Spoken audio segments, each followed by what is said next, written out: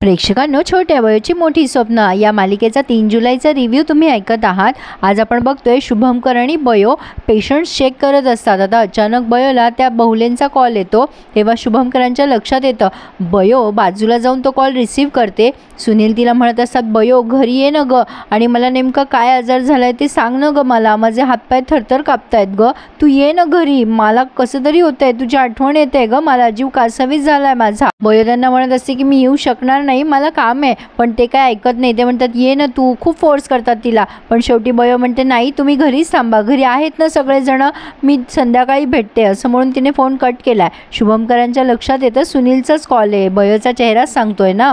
मग आता शुभंकर तिच्याजवळ जाऊन म्हणतात त्याचाच कॉल होता ना, हे बघ बयो, तू डॉक्टर होणार आहेस आणि तुझी प्रायोरिटी कशात आहे हे तुला कळायला हवं, तुझ्या जबाबदाऱ्या ओळख, मी तुला जबरदस्ती करणार नाही, तो काय तुला घरी बोलवतोय का? ठीक आहे, तुला घरी जायचं का इथं थांबायचं हा निर्णय मी तुझ्यावर सोपवतो। आता बयो जरा वेळ विचार करते आणि म्हणते बाबा तुमचं म्हणणं योग्य आहे, मी इथून कुठेच जाणार नाही, घरी आहेत सगळे काळजी करायला त्यांची। मग शुभंकर म्हणतात गुड, मला तुझ्याकडनं हीच अपेक्षा होती।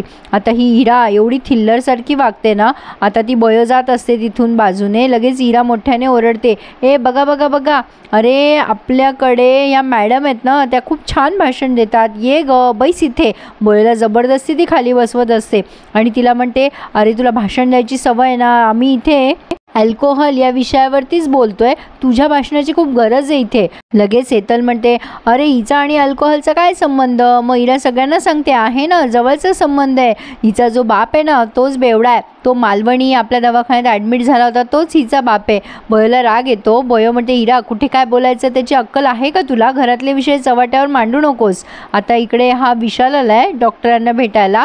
डॉक्टर त्याला म्हणतात अरे बरं झालं विशाल तू आलास, मला तुझ्याशी बोलायचं होतं जरा महत्त्वाच्या विषयावर। ते आधी ऑफिसचं काहीतरी काम सांगतात त्याला, म्हणजे दवाखान्याचं, आणि मग विशाल म्हणतो सर आणखीन काय काम होतं? नाही म्हणजे मला तुम्हाला विचारायचं होतं सरस्वतीचं आणि तिच्या बाबाचं ठीक चाललंय ना सगळं? शुभंकर म्हणतात नाही ना, त्या संदर्भातच मला तुझी मदत हवी आहे, तो सुनील आहे ना सुनील, मला त्याला घराच्या बाहेर काढायचं आहे। आता विशाल म्हणतो सर हे काय बोलताय तुम्ही? शुभंकर म्हणतात हे बघ विशाल, तुझा माझ्यावर विश्वास आहे ना, मला काहीही करून त्याला बयोच्या आयुष्यापासून दूर न्यायचं आहे, पण हे सगळं आपल्याला बयोला न सांगता करायचं आहे, तू माझी साथ देशील ना? आता हा विशाल म्हणतो हो सर, माझा तुमच्यावर पूर्ण विश्वास आहे। आता इकडे इराने बयोला खूप वाटेल तसं बोलायला सुरुवात केली आहे। बयो तिला म्हणत असते की घरातले सगळे प्रश्न असे चव्हाट्यावर मांडू नकोस, पण इरा ऐकते का? इरा म्हणते हो ना, तुला वाटतोय ना प्रॉब्लेम, तसं दुसऱ्यांनाही प्रॉब्लेम होऊ शकतो ना, तुझ्या बाबांमुळे किती समस्या येऊ शकतात हे कळत नाही का तुला? मग आता हे बाकीचे सगळे मित्रमैत्रिणी बयोला चिडवायला लागतात, डॉक्टर बयोचा बेवडा बाबा असं काहीतरी थिल्लरसारखं बोलायला लागतात। आता इरा म्हणते जा झालं तुझं काम। बयो म्हणते नाही झालं माझं काम, तुला माझं भाषण ऐकायचं होतं ना, तू सुरुवात केली आहे ना, ऐक मग। इरा, या जगामध्ये खूप लोकांना मानसिक शारीरिक ताण असतात, तणाव असतात, तुझ्यासारख्या लोकांना नाही कळायचं ते, कारण तुझी प्रवृत्ती आणि बुद्धी खूप संकुचित आहे, तुला हे कधीच कळणार नाही की काय त्रास असतो आणि काय नाही। आणि राहिला प्रश्न माझ्या वडिलांचा, तर ते देव माणूस आहेत, त्यांनी गाईच्या वासराला वाचवण्यासाठी पाण्यात उडी मारली होती, म्हणून आमची ताटातूट झाली, त्यांचं एकटेपण होतं म्हणून ते दारूच्या आहारी गेलेत, पण काळजी नको करूस, मी लवकरच त्यांना या सगळ्यातून बाहेर काढणार आहे, पण तुझ्यासारख्या लोकांना हे कधीच समजणार नाही, हो की नाही इरा? इरा आणखीन अपमानास्पद बोलते तिला आणि म्हणते चला रे सगळ्यांनी टाळ्या वाजवा, बयोने किती छान भाषण दिलंय बघितलंय का? आणि ती बयोला म्हणते चल झालं ना आता तुझं काम, निघायचं आता इथून। बयो तिच्याकडे रागाने बघत असते, आता हा सीन दाखवायची काही गरज होती का? असो, तर आता बयो आलेली आहे टेन्शनमध्ये या इराच्या बोलण्यामुळे।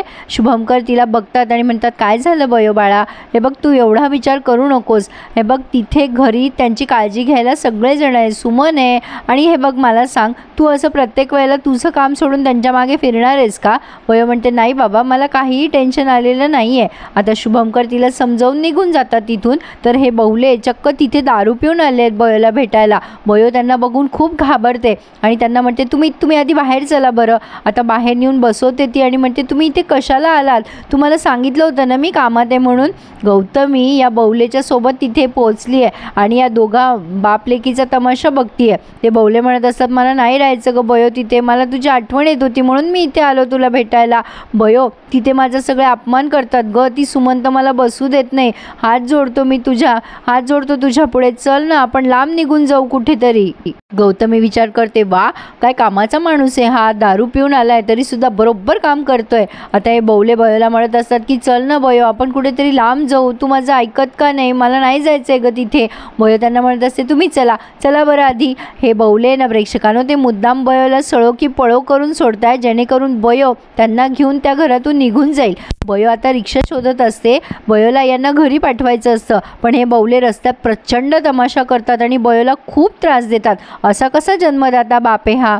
असो तर आता इकडे हे पिऊन दादांना विचारतात शुभंकर बयो आहे का वॉर्डमध्ये, तिला बोलवा. पण ते म्हणतात बयो नाही आहे तिच्या वॉर्डमध्ये. तेवढ्यात तिथे गौतमी येते आणि म्हणते अरे काय झालं शुभू, अरे तू बयोबद्दल बोलत होतास का, मी मगाशी तिला बाहेर जाताना बघितलं. आता शुभंकर चिडतात आणि म्हणतात काय बयो बाहेर गेली, अशी कशी मला न सांगता बाहेर गेली ती. पण बयो मात्र बिचारी खूप टेन्शनमध्ये. आता या बौल्यांसाठी ती रिक्षा बघत असते, तर हे बौले येणाऱ्या जाणाऱ्या लोकांना म्हणतात बघा माझी पोरगी कशी आहे, माझा जीव कासावीस होतो तिच्यासाठी, पण ती माका बोलत नाही, मला घरी सोडते. पण आता बयोच्या लक्षात येते शुभंकर तिला कॉल करत असतात. ती विचार करते मी जर बाबांना सांगितलं की मी यांच्याबरोबर आहे तर बाबा चिडतील. आता असा विचार करून बयो तो फोन कट करून स्विच ऑफ करते. पण तिला प्रचंड वाईट वाटते आणि रडू येते. काय ही बयोची अवस्था. पण शुभंकरांचा गैरसमज झालाय की बयो बेजबाबदारपणे वागतीये. आता ते विचार करतात अशी कशी ही आणि तिथून निघून जातात. गौतमीला खूप मजा वाटतीये शुभंकर चिडलेत बयोवर म्हणून.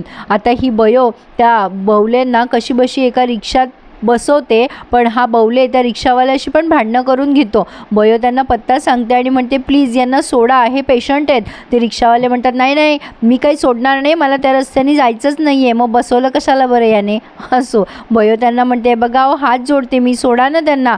आता हा बौले म्हणतो काय रे माझी पोरगी तुला विनंती करते आणि तू तिला वाईट वाईट बोलतोय. आता ते कॉलर धरतात त्या रिक्षावाल्याची. तो रिक्षावाला म्हणतो ओ बाई अहो हे काय चाललंय, आणि ते बौले त्या रिक्षावाल्याला खूप हाणामारी करतात. बयोकडनं ते बौले काही आवरे ना, एवढा मोठा माणूस तिच्याकडनं काय आवरला जाईल. ती म्हणत असते सोडा त्यांना, अहो ऐका माझं. आता बौलेंनी मुद्दाम त्यांचं डोकं फोडून घेतलं रिक्षाला आणि बयोला म्हणतात लागलं मला. या बयोला खूप त्रास दिलाय त्यांनी आज. आता रमाकांतला फोन केलाय गौतमीने आणि सांगितले अहो भाऊजी मोठी धमाका न्यूज आहे, अहो शुभू चिडलाय बयोवर. आता तुम्ही मी सांगितलेलं काम करा, त्या बौलेला म्हणा पुढचा तमाशा चालू कर. रमाकांत म्हणतो काय सांगताय वहिनीनू, आत्ता सुरू करतो बघा तमाशा. आता ही गौतमी म्हणते पुढे मज्जा येणार आहे. तर आता गौतमीच्या सांगण्यानुसार रमाकांत बैठकीत वाट बघत असतो या बौलेंची आणि बयो फायनली त्यांना कसं बसं घरी घेऊन येते. सुमन म्हणते बापरे हा माणूस पुन्हा दारू प्यायलाय का. रमाकांत म्हणतो बापरे अरे या माणसाला सरबत पाजा कोणीतरी लवकर. बयो विचार करते की आपणच सरबत करावं पटकन आणि ती सरबत करायला जाते. रमाकांत हळूच सुनीलच्या कानात सांगतो हे बघ सुनील आता आज शुभूदादा खूप चिडलाय बयोवर. आता ते हसायला लागतात तेव्हा रमाकांत म्हणतो हसू नको एवढ्या मोठ्याने, लक्षात ठेव तुला बयोला आता हॉस्पिटलला जाऊ द्यायचं नाही आहे, म्हणजे शुभूदादा अजून चिडेल तिच्यावर. सुनील म्हणतो तू काळजीच करू नकोस, आता बघच मी बयोला कसा अडकावून ठेवतो ते.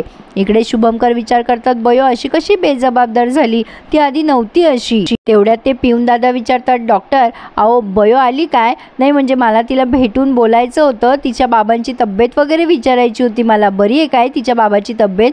आता या डॉक्टरांना जरा राग येतो, ते म्हणतात पर्सनल विषय बोलू नकोस, जा तुझं काम कर. आता इरा ऐकते आणि तिच्या लक्षात येतं की शुभंकर चिडलेत. आता इरा मुद्दाम अजून त्यांच्या जखमेवर मीठ चोळते, म्हणजे त्यांना उगाच उलटं पालटं बोलते. काय रे बाबा काय झालं, आय नो तू बयोबद्दल विचार करतोयस ना, अरे ती खूपच बेजबाबदार झाली आहे रे. एवढं सगळ्यांना वाटतंय तिने डॉक्टर व्हावं, तिने खूप पुढे जावं, पण ही बघ ना हिला काही पडलेलीच नाहीये. ही काय पद्धत झाली का वागायची, उठसूट आपलं बाबा बाबा करत त्या माणसाच्या मागे फिरत असते ही. आता डॉक्टर म्हणतात ऐक ना इरा तू तुझं काम कर ना. इरा लगेच म्हणते अरे बाबा माझं काम झालंय, मी बयोचे पेशंट हँडल केले तर चालेल का तुला. शुभंकर इराला नुसतं हू म्हणतात आणि निघून जातात. आता इराने मुद्दाम आगीत तेल ओतायचं काम केलंय, मी काय सांगते ते तुम्हाला कळलंच असेल. असो पण आता ही बयो शरबत करते लिंबाचं, जेणेकरून या सुनीलची जरा दारूची नशा कमी व्हावी म्हणून. आता ही सुमन म्हणते बयो मी करू काय. बयो म्हणते नको ते राहू दे. आणि आता ती शरबत करून त्या सुनीलला पाजायला म्हणजे ग्लास पुढे करते, पण हा सुनील काही प्यायला तयार नसतो. माका नको ते, मला जीव नकोसा झालाय. बयो अगं तू मला कुठेतरी नेऊन टाक ग, असं काय करती, आता तो उगाच तमाशा करतोय. आता रमाकांत म्हणतो याचे हात धरा आणि पाजा त्याला शरबत आधी. सुमन धर बरं तिकडनं हात. सुमन म्हणते मी नाही धरणार हा बाबा त्याला.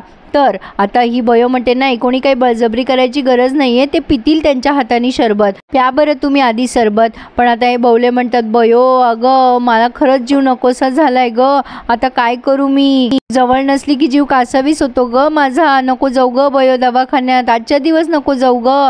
मुद्दाम ह्या बयोला ते डिस्ट्रॅक्ट करायचा प्रयत्न करत आहे. पण प्रेक्षकांनो आय गेस या सुनीलला हे पुढे सुधरवतील, म्हणजे बयो नक्कीच तिच्या वडिलांना सुधरवेल असं मला वाटतंय. इथेच या तमाशावर त्यांनी हा भाग पूर्ण केलाय. आता पुढे आपण बघणार आहोत. हे सुनील बयोला म्हणत असतात मी आल्यापासून तुम्हाला बाबाच म्हटली नाहीये, एकदा म्हण ना बाबा, माझे कान असूसले तुझं बाबा ऐकण्यासाठी. आता ती त्यांना बाबा म्हणते खरी पण मान खाली घालून. आता तेवढ्यात तिथे शुभमकर येतात आणि तेही हे ऐकतात आणि त्यांना खूप राग येतो. तर असा होता आजचा भाग. प्रेक्षकांनो न चुकता रिव्ह्यू देते प्लीज. प्रेक्षकांनो एखादा लाईक करत जा ना माझ्या रिव्ह्यूला, आणि ज्यांनी चॅनल नसेल सबस्क्राईब केले त्यांनी चॅनल पण सबस्क्राईब करा. येत्या सोमवारपासून मी तुम्हाला नवीन मालिकेचा रिव्ह्यू देणारच आहे, आणि गुन्ह्याला माफी नाही या मालिकेचा रिव्ह्यू पण मी आता सुरू करणार आहे. त्यामुळे प्लीज माझ्या चॅनलला सबस्क्राईब करून मला सपोर्ट करा आणि रिव्ह्यूलाही लाईक करायला विसरू नका. धन्यवाद.